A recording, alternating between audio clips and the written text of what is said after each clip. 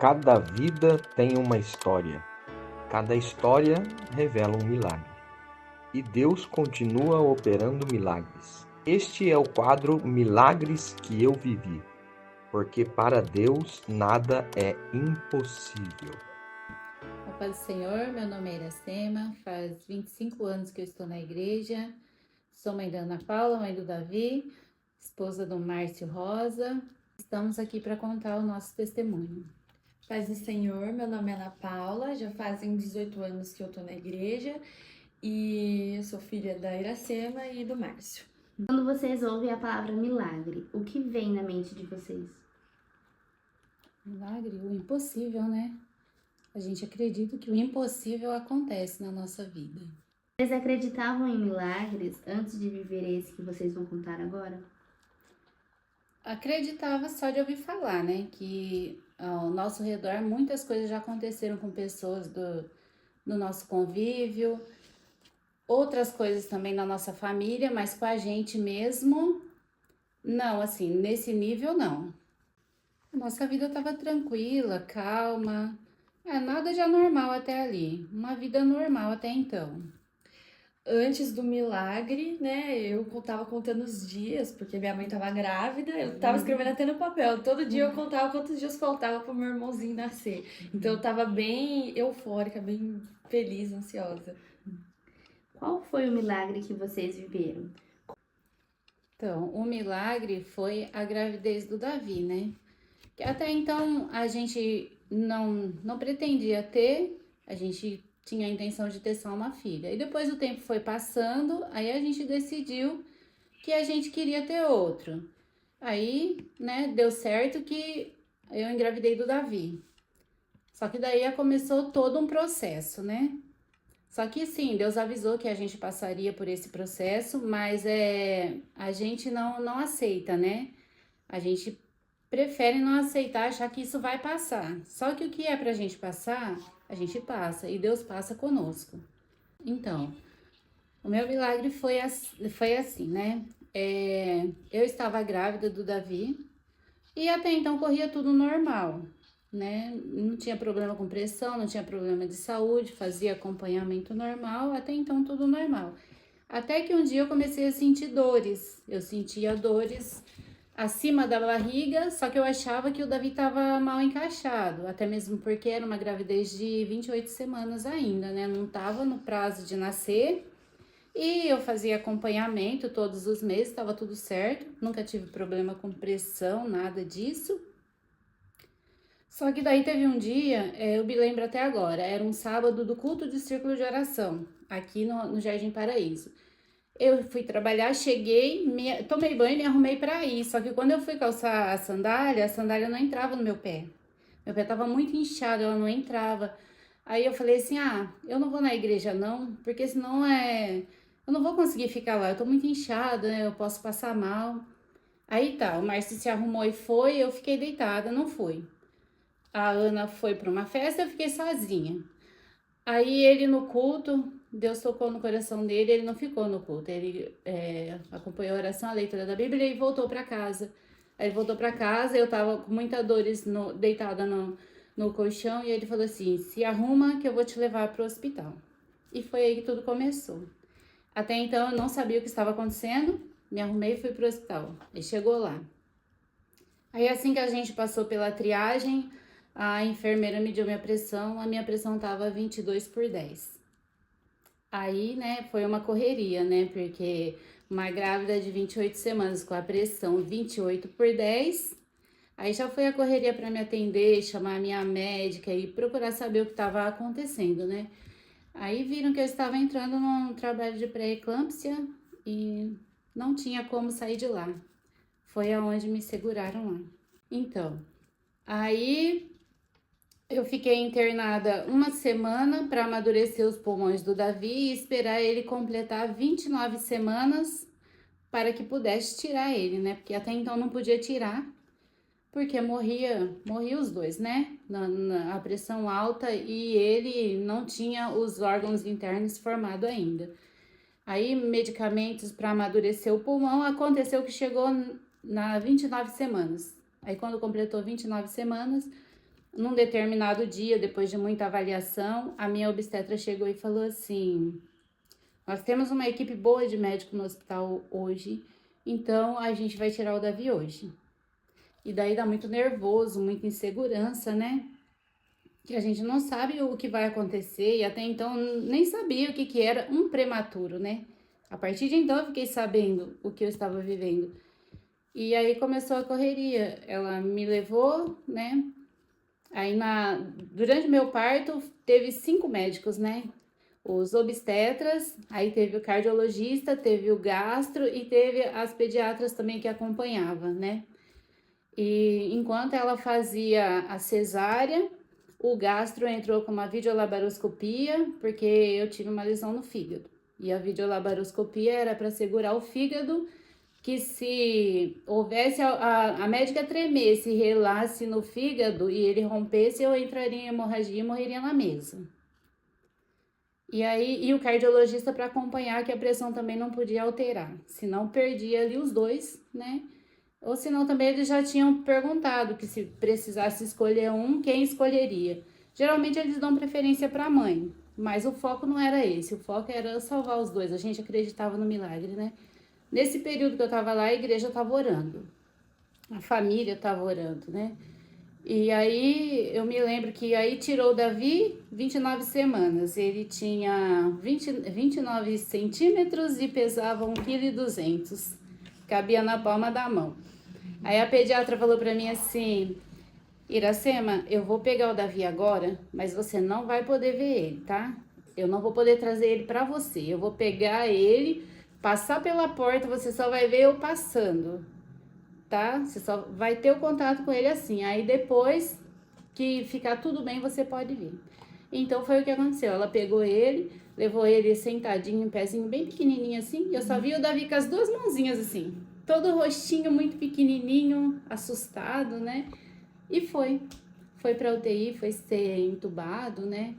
E aí começou a nossa luta, né? Ele saiu, foi pra uma UTI, eu saí, fui pra outra UTI. E aí eu fiquei nessa UTI por 5 dias. E aí ficou o meu esposo dividido, né? Porque tem horário pra visitar, visita um, visita outro, e às vezes não dá tempo de visitar os dois, né?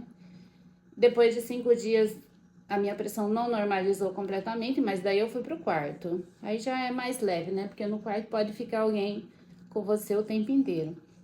E o Davi, na UTI, ele ficou 40 dias na UTI, com a gente com horário marcado, e tinha dia que chegava a gente não sabia se ia poder ver ou não, né? Porque acontecia intercorrência, dependendo da intercorrência, não podia entrar para visitar. E aí, depois desses 40 dias só na UTI, ele foi para UTI neonatal, porque daí na UTI neonatal a mãe pode acompanhar. A mãe pode ficar o dia inteiro lá, né? E foi o que aconteceu. Quando ele foi para neonatal, eu ia de manhã e voltava só à tarde. Ficava o tempo inteiro lá, mas não podia pegar ele, porque ele só respirava por aparelhos. Se pegasse, o aparelho parava, né? E ele não conseguia respirar. E foi esse processo. Aí tinha que aprender a como cuidar dele, pegar ele no aparelho, amamentar, porque ele não tinha força para mamar, ele amamentava por sonda, né? Aí foi um processo bem doloroso, né? Que a gente sofreu muito nesse período de idas e voltas, idas e voltas. E no período que ele estava lá também, tinha a Ana aqui, né? Que também precisava de cuidado. Aí a gente fica meio dividido, né?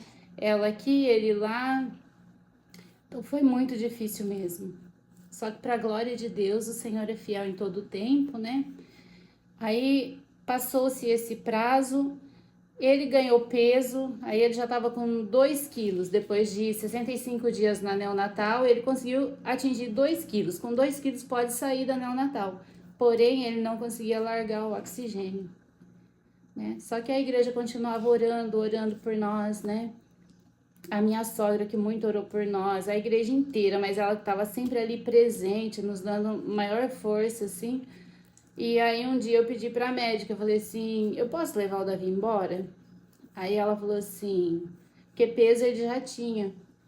Não pode, porque se você levar, a equipe que tá aqui agora, é a que acompanhou ele desde o começo, então ele tá seguro aqui. Se você levar e precisar trazer, essa equipe não vai atender ele, a gente não sabe como ele será tratado, né?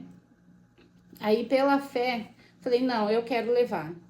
Só que eu sabia que ele não estava 100% para vir, porque eu via que a hora que eles tiravam o aparelho, ele tinha algumas paradas, né? Parava assim, depois voltava a respirar de novo. Só que pela fé, a gente orando, eu falei, Senhor, eu vou trazer. E seja feita a tua vontade. Se ela der alta, eu vou trazer. E aí foi aonde a gente trouxe ele para casa. É claro que medo a gente tem, né? Mas só que a fé naquele momento falou mais alto. Que hoje eu paro para pensar, eu não sei como eu consegui. Porque não tinha como dar mamar para ele. Ele era muito pequenininho, ele mamava mamadeira assim, 30 ml. E ainda cansava, tinha que sentar e ele ficava cansado. Aí, né, todo um processo. Mas o Senhor é fiel. Aí, 15 dias depois, eu voltei na mesma pediatra e ela falou para mim assim, você não trouxe ele nenhuma vez no hospital? Eu falei, não. Ela falou assim, eu tinha certeza que ele não ia ficar na sua casa, porque ele não estava preparado para ir embora.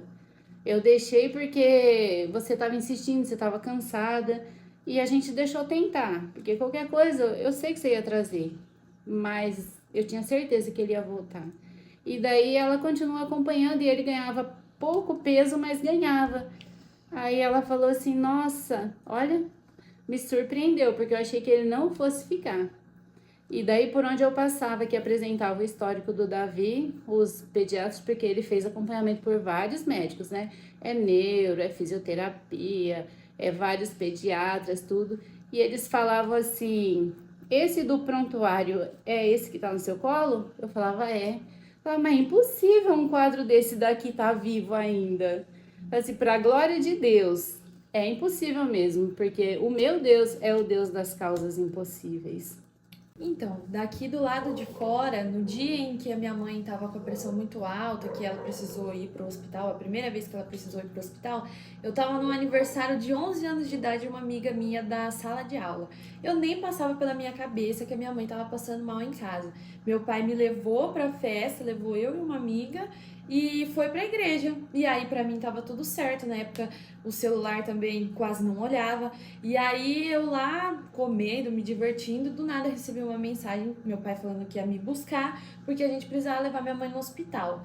Eu pensei que era algo normal por ela estar grávida, e às vezes precisa ir no hospital mesmo, alguma coisa acontece. Quando a gente chegou lá, eles entraram dentro do hospital e eu fiquei do lado de fora na recepção. E pensei que fosse só um pouquinho, ela ia tomar o soro e ia voltar logo. E eu fiquei lá um tempão e passava as horas e eles não voltavam e eu sentada lá. Daí, quando meu pai saiu, voltou, ele falou assim que a minha mãe não ia voltar com a gente para casa porque o caso, né, a situação dela tava muito agravada e não tinha como ela vir para casa com a gente, ela tinha que ficar no hospital. E daí foi um choque muito grande, porque eu nunca tinha ficado todo esse tempo longe da minha mãe, principalmente com ela no hospital, uma coisa ou outra acontece, mas a gente nunca imagina que é uma coisa tão impactante. Daí veio meu pai e eu embora para casa, e aí, como minha mãe disse, foi aí que começou tudo. Fiquei um tempo muito grande sem ver a minha mãe. O meu pai sempre se revezava para poder ir no hospital ver meu irmão, ver minha mãe. E eu tinha que ficar porque eu não podia entrar na UTI, nem para ver minha mãe, nem para ver meu irmão. Não tinha idade. E a única vez que eu pude entrar foi acompanhada do conselho tutelar e uma vez só. E aí eu visitei meu irmão, mas ele já estava grandinho assim, bem maior do que quando a minha mãe viu ele, né, pela primeira vez. E aí foi muito impactante também ver que enquanto a minha mãe não estava aqui, nem o meu irmão, na igreja, todos os domingos meu pai pedia oração. E todos os irmãos oravam a favor da vida deles. A minha avó, como a minha mãe disse também, fez uma campanha. Eu via ela orar porque eu fiquei bastante na casa dela enquanto meu pai passava as noites no hospital com a minha mãe. Eu fiquei bastante na casa dela e ela orava todas as noites pela vida deles. E foi nesse processo, eu vi em todo esse processo a igreja orando pela vida da minha mãe e do meu irmão. E isso é uma coisa também que ficou bastante marcada, porque não estava só a gente orando a favor deles. Estava toda uma igreja numa campanha, num único propósito, orando pela vida deles. E aí, depois que tudo passou, a gente sente uma gratidão muito grande por Deus ter operado esse milagre na vida deles. Hoje nós estamos em 2025. Só para situar quem tá assistindo, fala pra gente quando que isso aconteceu, quando foi o milagre, em qual ano? 2017. 7. É. Em novembro? Novembro. Sim. De que forma vocês sentem que a fé em Deus ficou mais forte depois dessa experiência? Quando a gente tá ali lado a lado com a morte, entre a vida e a morte, e os médicos não dá uma saída, não dá uma resposta, a gente só tem, não deve ser o nosso último recurso, sempre deve ser o nosso primeiro recurso é buscar a Deus. Mas quando a gente não está preparado para uma certa situação, a gente precisa acreditar, confiar que Deus está no controle e que Ele vai dar a vitória. Era o nosso único meio, era confiar que Deus estava no controle de tudo. Não tinha outra alternativa. De viver essa situação que era impossível, fortalece muito a fé, porque a gente vê que a oração realmente tem efeito nas pequenas coisas e nas coisas muito grandes, que era o caso, ainda mais por eu ter pouca idade, 10 para 11 anos, eu não imaginava que uma coisa desse tamanho poderia acontecer na minha vida, na vida da minha família. Então eu acho que ver o poder da oração fortaleceu bastante a minha fé. Se vocês pudessem resumir esse milagre em uma palavra, qual seria? Gratidão. Graças a Deus por tudo Sim. que Ele tem feito por nós, pela nossa família. Gratidão também. O que vocês diriam hoje para alguém que está esperando um milagre? Tenha fé, acredita que Deus é Deus de milagres. Insistir, persistir e não fazer sozinho, porque a gente pode até ter força para fazer sozinho, mas quando se reúne com outras pessoas que estão no mesmo propósito, a força fica cada vez maior. Então é sempre insistir e ter pessoas que oram junto com você do seu lado, que persistam junto com você e te mostrem que a fé realmente vale a pena você acreditar que vai dar certo. Vocês acreditam que o mesmo Deus que fez na vida da sua família, na vida do Davi, pode fazer na vida de quem está nos assistindo agora? Sim. Sim, com certeza. Para vocês, o que Jesus é? Tudo. Tudo. Tudo. Deixem um convite especial para quem está nos assistindo para ir nos visitar no dia do nosso congresso Milagres, que vai acontecer nos dias 5 e 6 de dezembro desse ano de 2025. Eu quero convidar você que quer também vivenciar milagres na sua vida. Venha participar conosco do nosso congresso. Deus tem milagre para fazer na sua vida. Sim, sentir a presença de Deus, sentir o amor que Deus tem também para nos dar, juntamente com todos nós. Muito obrigada por vocês compartilharem essa história e esse milagre na vida da sua família, na vida de todos vocês. Deus abençoe. Amém.